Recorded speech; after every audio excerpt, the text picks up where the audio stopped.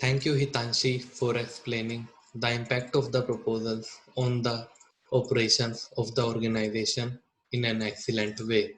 Now, myself, Shivam, my student ID 2005665, and I will now evaluate the proposals against an appropriate recognized framework. For evaluating the proposals, we can use RACIS criteria, where R stands for resources, in which it includes whether firm have the resources needed or not. Second one, A, where A stands for acceptable, in which it includes will the proposals be acceptable to key stakeholders or not. Third one is C, where C stands for consistent, in which it includes is this option consistent with the rest of strategy or not. Fourth one is effective, which stands that will proposal be effective in achieving desired aims or not. Fifth one is stands for sustainable, will the proposal deliver a sustainable competitive advantage to a company or not. Now we will elaborate all these five terms. First one, resources.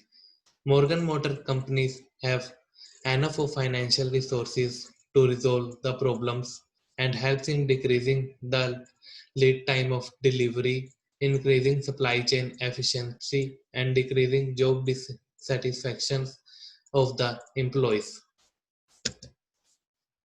Second one, acceptable. By the help of these solutions, company can improve themselves, which will also attract customers and make employees comfortable to work at that place. Third one, consistent. The proposed solutions are consistent in nature and will bring constant level of development in the company by decreasing the lead time of delivery and increasing supply chain efficiency and also increasing the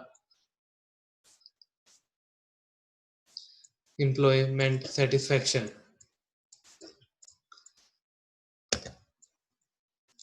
Fourth one is effective.